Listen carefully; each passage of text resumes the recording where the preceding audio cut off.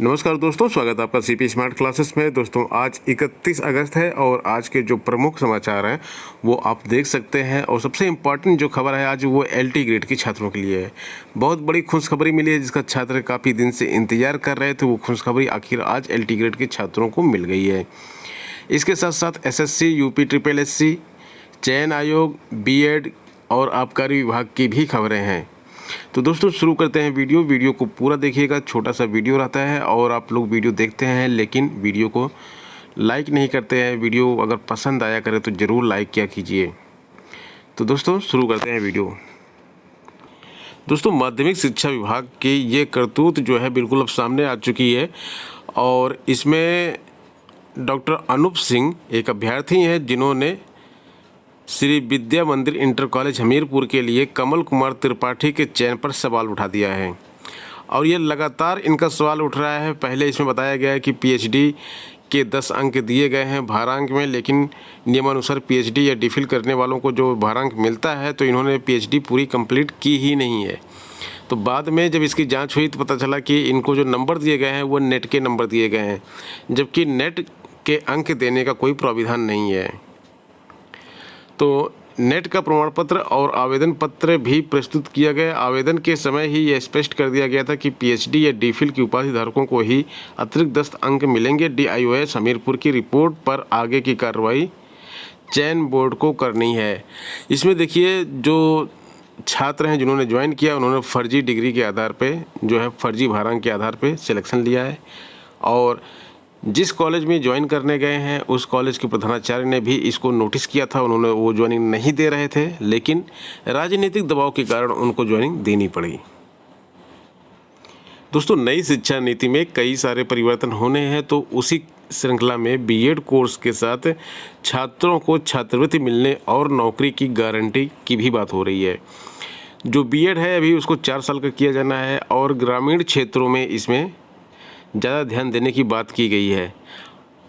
पहल ये की जा रही है कि योग्य शिक्षकों की कमी को दूर करने के लिए नई शिक्षा नीति में प्रावधान किया जाए। 4 वर्षीय उत्कृष्ट बीएड कोर्स शुरू किए जाएं। और सरकार की मूल योजना यह है कि काबिल छात्रों को आकर्षित करने के लिए एक 4 वर्षीय उत्कृष्ट बीएड कोर्स शुरू किया जाए, जिसमें एडमिशन लेने वाले छात्र छात्राओं को मेरिट के आधार पर छात्रवृत्ति प्रदान की जाएगी। दूसरे कोर्स पूरा होने के बाद उन्हें स्थानीय स्तर पर नौकरी उपलब्ध कराई जाएगी। वैसे तो यह योजना पूरे देश में लागू होगी, लेकिन मुख्य फोकस ग्रामीण क्षेत्रों पर होगा जहां योग्य शिक्षकों की भारी कमी है। इसके साथ कुछ अन्य प्रावधान भी हैं, जिनमें पहला है ग्रामीण क्षेत्रों में अच्छे शिक्षकों की उपलब्धता सुनिश्चित कराने के लिए शिक्षकों को स्कूल के आसपास आवास उपलब्ध कराए जाएं। दूसरा जो है शिक्षक एवं समुदाय के बीच बेहतर तालमेल स्थापित करने के लिए तालमेल स्थापित करने के लिए अंधाधुंध तबादलों पर रोक रहेगी। तबादला प्रक्रिया को पारदर्शी बनाने के लिए ऑनलाइन प्लेटफॉर्म का इस्तेमाल आवश्यक है। शिक्षकों की भर्ती के समय कक्षा में पढ़ाने का प्रदर्शन देखकर किया जाएगा। स्थानीय भाषा में शिक्षण की सहजता और दक्षता का भी आकलन किया जाएगा। तो ये जो 3 पॉइंट यहाँ पे दिए गए हैं, इसमें आवास की उपलब्धता तो सही है और ये ज़रूरी भी है। इसके बाद जो तबादले हैं वो ऑनलाइन, वैसे भी ऑनलाइन ही तबादले होते हैं। जो उत्तर प्रदेश में तो फिलहाल ऑनलाइन तबादले होते हैं, ऑफलाइन तबादले बंद हो चुके हैं। डिस्ट्रिक्ट लेवल के अंदर चाहे हो जाए ऑफलाइन तबादले, लेकिन ज़िला अंतर जनपदीय जो एक दूसरे से दूसरे ज़िले के बीच में तबादले होते हैं वो ऑनलाइन ही होते हैं।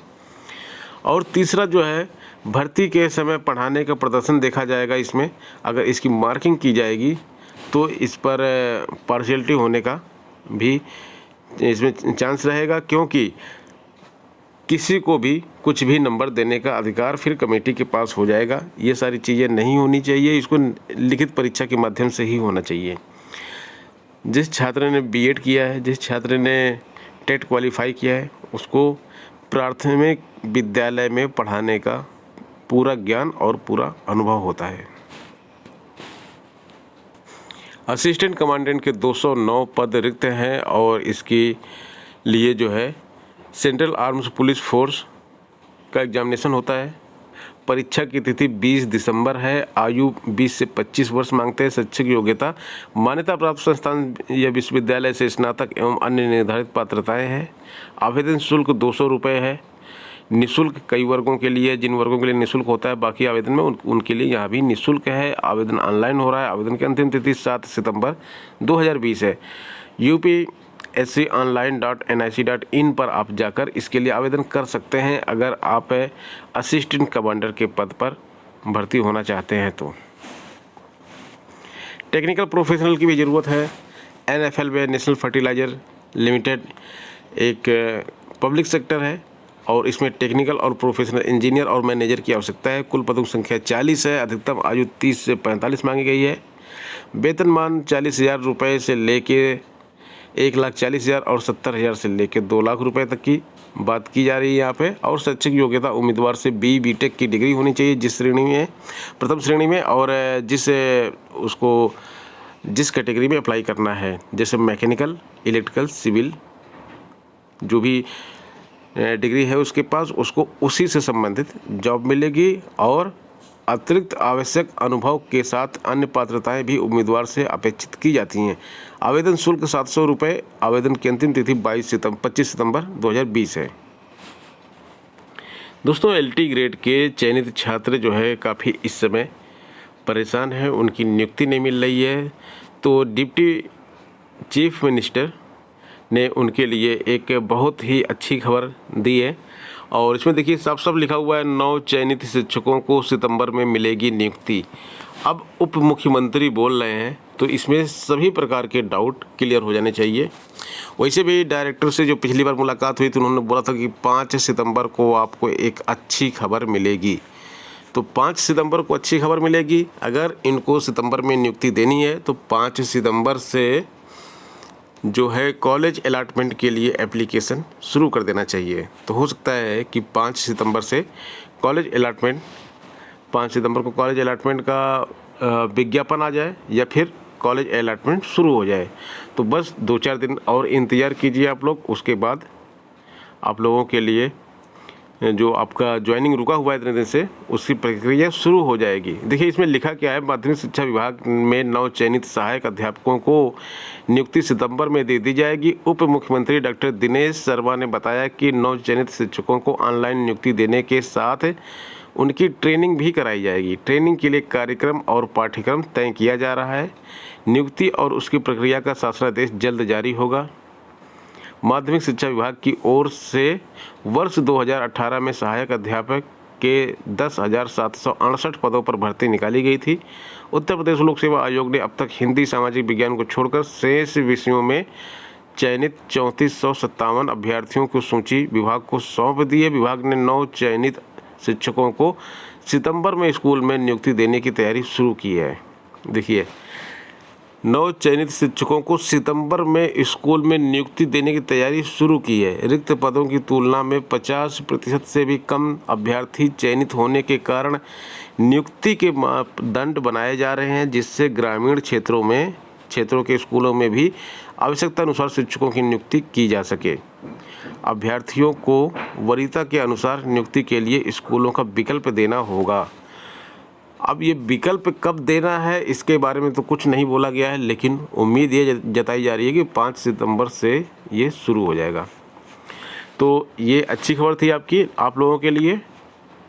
आगे बात करते हैं। आबकारी विभाग में 2% पद जो है ख़त्म किए जा रहे हैं। समूह का के 47 पद, खाक के 992, गा के 3,776 पद, घा के 147 पद। तो इतने सारे पद जो है ये समाप्त कर दिए जाएंगे आबकारी विभाग से। 4,989 पदों में से करीब 100 पर चलेगी कैंची। ये पद जो है इसमें 2% पद, 100 पदों पर कैंची चलेगी। ये पद समाप्त कर दिए जाएंगे। जेईई मेंस परीक्षा केंद्रों पर 3 लेयर मास्क प्रोवाइड करवाए जाएंगे।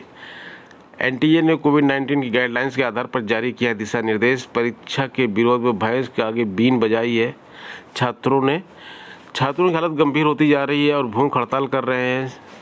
और गवर्नमेंट की तरफ से उनकी कोई खबर नहीं ली जा रही है, इसलिए छात्रों ने भैंस के आगे बीन बजाई है और वो मुहावरा सिद्ध करने की कोशिश की गई है कि हमारे जो भूख हड़ताल है वो इस भैंस के सामने कुछ भी नहीं पता चल रहा है। जेईई नीट व अन्य परीक्षाएं कराए जाने के विरोध में समाजवादी छात्र सभा के बैनर तले छात्रों ने भैंस के आगे बीन बजाकर सांकेतिक रूप से अपना विरोध दर्ज कराया है। जेईई नीट की परीक्षा के लिए परीक्षा केंद्रों तक पहुंचने में मदद करेंगे आईआईटी के पूर्व छात्र। छात्र को सबसे पहले पोर्टल पे रजिस्ट्रेशन करवाना होगा। जिनको मदद चाहिए उनको रजिस्ट्रेशन करवाना अनिवार्य है। पूर्व छात्र फ़ोन के माध्यम से ज़रूरतमंद छात्रों को फ़ोन करके लोकेशन, पता आदि की जानकारी देंगे। यदि कोई छात्र शहर में रहता है तो उसे कैब की सुविधा दी जाएगी। छात्र को कैब के पैसे ट्रांसफ़र किए जाएंगे। तो इस तरह की सहायता करेंगे। जेईई और नीट की परीक्षा समय पर होगी। जो छात्र विरोध कर रहे हैं उनका विरोध बेकार जा रहा है और ये परीक्षा अपने समय पर होगी। राजनीतिक दल भी विरोध कर रहे हैं, लेकिन इससे कोई फ़र्क नहीं पड़ने वाला है क्योंकि सरकार ने कमर कस ली है और इस परीक्षा को समय पर ही कराएगी। जो सुविधाएं मुहैया करानी है छात्रों को, वो सुविधाएं मुहैया कराई जा रही हैं। 412 वित्त विहीन विद्यालयों को यूपी बोर्ड से मान्यता मिली है, जिसमें प्रयागराज के 142, वाराणसी के 92, मेरठ के 45, बरेली के 24, गोरखपुर के 49 विद्यालय हैं। इस बार हाई स्कूल इंटरमीडिएट के 776 विद्यालयों को मान्यता मिलने की संभावना है और 1-2 दिन में हाई स्कूल के विद्यालयों को भी मान्यता मिल जाएगी। अभी इंटर के विद्यालयों को मान्यता दी गई है। 142 जो है वो तो प्रयागराज के ही हैं और टोटल 412 विद्यालयों को मान्यता दी गई है। एसएससी के छात्रों का भविष्य फंस गया है। लॉकडाउन में पिछड़ा काम अभी तक पटरी पर नहीं आया। भर्ती प्रक्रिया काफ़ी सुस्त है। मौजूदा समय में उत्तर प्रदेश लोक सेवा आयोग व कर्मचारी चयन आयोग के कई महत्वपूर्ण रिजल्ट फंसे हुए हैं। उससे जुड़ी परीक्षाएं नहीं हो पा रही। कर्मचारी चयन आयोग ने पिछले दिनों सीजीएल यानी कि कंबाइंड ग्रेजुएट लेवल परीक्षा 2018 टियर 3 के अभ्यर्थियों को बताया कि उनके रिजल्ट पर काम चल रहा है। आयोग जल्द रिजल्ट तैयार करके जारी कर देगा, लेकिन यह काम कब तक पूरा होगा यह नहीं बताया गया। सीजीएल 2018 टियर 3 की परीक्षा देश के विभिन्न केंद्रों पर 29 दिसंबर 2019 को हुई थी। रिजल्ट जारी करने की तारीख 8 जून प्रस्तावित थी। इसके अलावा junior engineer JEE 2018 paper 2, multitasking staff 2019 paper 2 का रिजल्ट भी रुका हुआ है। यूपीएससी के द्वारा आयोजित कराए जाने वाला साक्षात्कार कनिष्ठ सहायक भर्ती का अब 15 सितंबर से होगा। आयोग ने कार्यालय परिसर में सीमित स्थान को देखते हुए व शारीरिक दूरी के पालन के लिए साक्षात्कार की संशोधित समय सारणी जारी की है। इसमें 4 की बजाय अब 7 दिन में साक्षात्कार लिए जाएंगे। पहले 4 दिन में साक्षात्कार पूरा किया जा रहा था, जिसमें कि 396 लोगों को साक्षात्कार देना था, लेकिन अभी इसको 7 दिनों में पूरा किया जाएगा। और इसमें बताया गया है कि अंतिम दिन 23 सितंबर को 36, जबकि अन्य दिनों में 60 अभ्यर्थियों को साक्षात्कार के लिए बुलाया जाएगा। एक दिन में 60 बच्चों को बुलाया जाएगा और आखिरी दिन 36 बच्चों को बुलाया जाएगा। तो दोस्तों, ये थी आज की प्रमुख खबरें। मिलते हैं नेक्स्ट वीडियो में नई अपडेट और नई खबरों के साथ। धन्यवाद।